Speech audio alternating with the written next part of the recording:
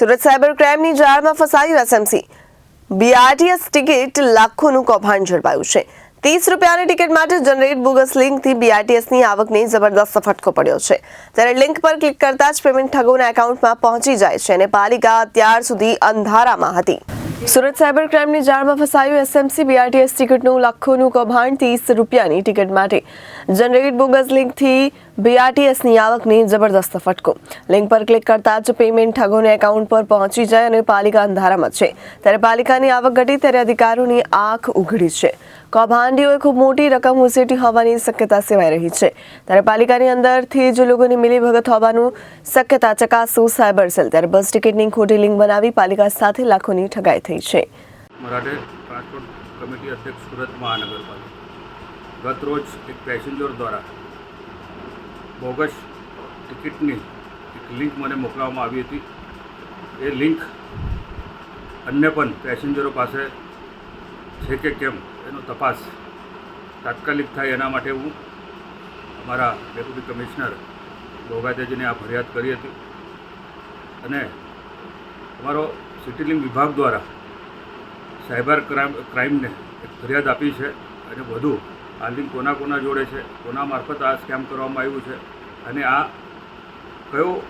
કેવી પ્રકારનું આ કૌભાંડ છે એની સંપૂર્ણ જ્યારે તપાસ આવશે ત્યારે જે કંઈક તપાસમાં નીકળશે એની ઉપર કડકમાં કડક પગલાં લેવામાં આવશે.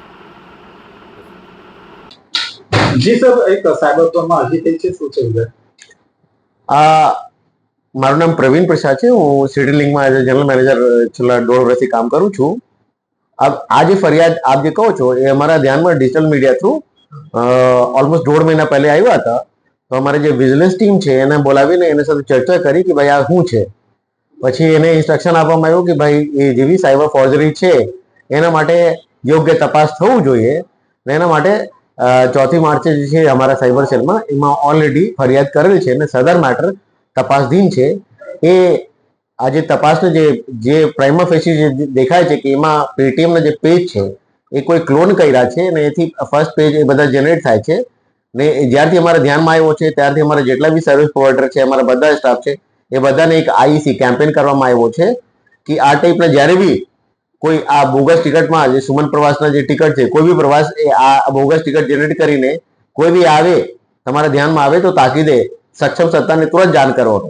એ તો ત્યારથી આજ સુધી કોઈ જે છે ને આ ટાઈપના બોગસ ટિકિટના અમારા છે નોલેજમાં નહીં આવ્યા છે. પણ તો બી આ જે સદર મેટર છે એ સાયબર સેલ પોલીસ વાળા છે એ તપાસ કરે છે અને જેમ એ તપાસ કરીને એના રિપોર્ટ આવે તો બધી વિગત અમને છે ને તપાસ આધારે પછી કહી શકાય. સર, કઈ રીતે કામ કરતા હતા? અભી ડિજિટલ યુગમાં જે છે ને એપ નામના જે એપ છે, સોફ્ટવેર છે, એથી એ પેજ એમાં રન કરીને એ આખા પેટીએમના એપ ક્લોન કરી શકાય. એ જે છે ને એની સંભાવના નહીં નકારી શકાય. અને કદાચ આઈ એમ નોટ એન એક્સપર્ટ. એ તો જે છે પોલીસ જ્યારે જે એક્સપર્ટના જે બી કોઈ આઈટીના એક્સપર્ટ યા નિષ્ણાત હશે તો આ મેટરમાં એ વધારે વ્યવસ્થિત પ્રકાશ પાડી શકે. તો એ ક્લોન કરીને કદાચ 1-2 પેજ બનાવ્યો છે જેથી કે ખાલી એ પેજ જનરેટ થાય છે. પછી જ્યારે આગળના સેશનમાં જવું જોઈએ જેમાં પેમેન્ટ કરવાનું તો તે સેશન એક્ટિવ થતું નથી ને ખાલી આ એક ઉપરથી બનાવીને કે તમારા પૈસા કપાઈ ગયા છે. આજ સુધી એ જે છે ને એ સેકન્ડ જે સેશન છે જેમાં એક્ટિવ સેશન ફાઇનાન્શિયલ જ્યારે ટ્રાન્ઝેક્શન કરી તો પહેલા ફિલ્ડમાં આમના નામ નાખીએ, આ નાખીએ, પછી નેક્સ્ટ સેશનમાં પેમેન્ટમાં આવે તો પેમેન્ટ વાળા જે છે એમાં એ પેજ એક્ટિવેટ થયો નથી. એટલે two that extent cyber forgery છે ને એ ફૂલી ડેવલપ એપ નથી. એટલે આ કારણે અમને જે છે ને જેમ એ તો જ્યારે બી રિપોર્ટ આવે તો તમને ખબર પડે કે ભાઈ કેટલાના એને પાસે ફોર્જરી કેટલા ફોર્જરીના અમાઉન્ટ કર્યા છે. પણ હાલના તબક્કે અમારા પાસે એ છે ને ફોર્જરીના કોઈ ડેટા અવેલેબલ નથી એમ કહી શકાય. Bureau report Janadesh news.